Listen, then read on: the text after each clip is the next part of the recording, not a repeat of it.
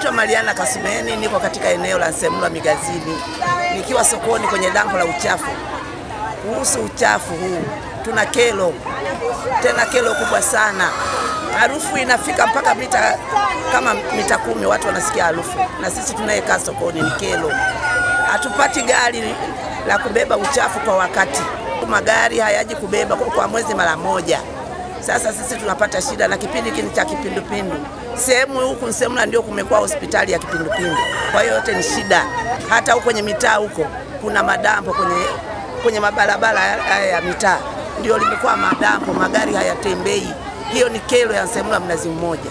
Na niomba serikali ituletee magari ya kutusaidia hata kwenye mitaa yetu, madampo kwenye mitaa, kwenye uchochoo watu wanamwaga madampo. Magari hayafiki kwa wakati kuja kuzoa taka.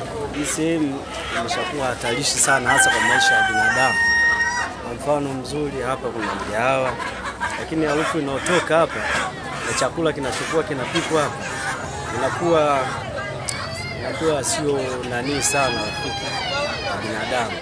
Pia hapa kuna mama wanaouza maeneo haya, maana pia kuna mama wanaouza vyakula, kwa mfano kuna tumbua, mandazi.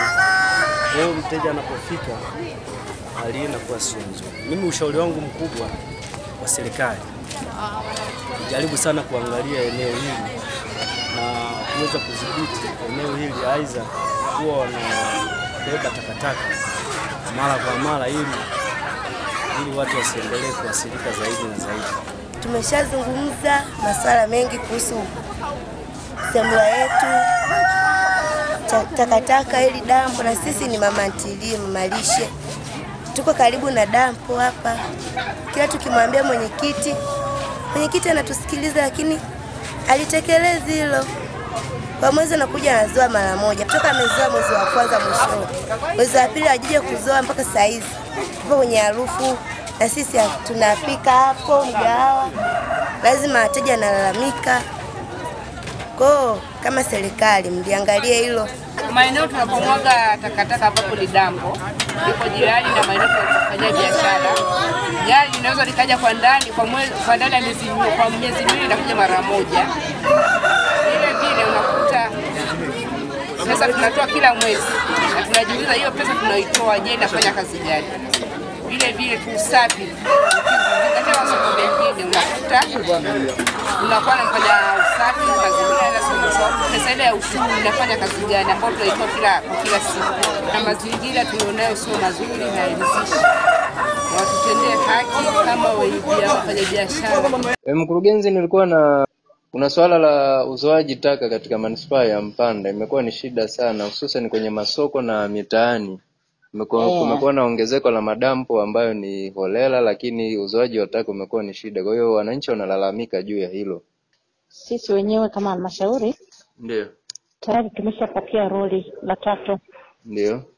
Ambalo tumelinunua kwa gharama ya milioni 198, almost milioni 200.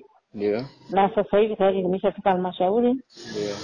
Jana na leo wanafanya process ya mafuta ili liingie mtaani. Ndio. Kwa ajili ya kuongeza nguvu ya uzoaji wa taka kupitia yale maroli mawili ambayo tunayo. Ndio. Kikubwa ambacho nimeona ni changamoto ya hizo kampuni ambazo ziliingia kwamba zina uwezo wa kufanya hiyo kazi effectively. Na hivyo basi tayari nimekaa kikao, badala ya kusubiri kampuni tuingie wenyewe kufanya hiyo kazi kwa nguvu zote. Asubuhi nimepata taarifa, make huwa nina mainfoma yangu ku masoko. Soko la Kababae limeonekana limejaa. Ndio. Na tayari nimemwelekeza mtu wa mazingira aweze kupeleka gari katika huko, lakini ile sasa utaratibu wa jumla ambao utafanya hali ikae vizuri ni kupitia haya magari 3.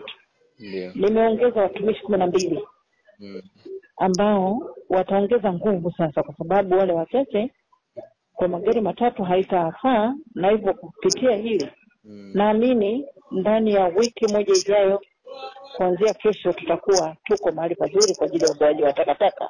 Ndio. Kwa hiyo juhudi tulizozifanya ndio hizo, roli tayari lipo pale, lakini pia na uongezaji wa hao watumishi ili kuongeza kasi ya uondoaji wa takataka katika mitaa yetu.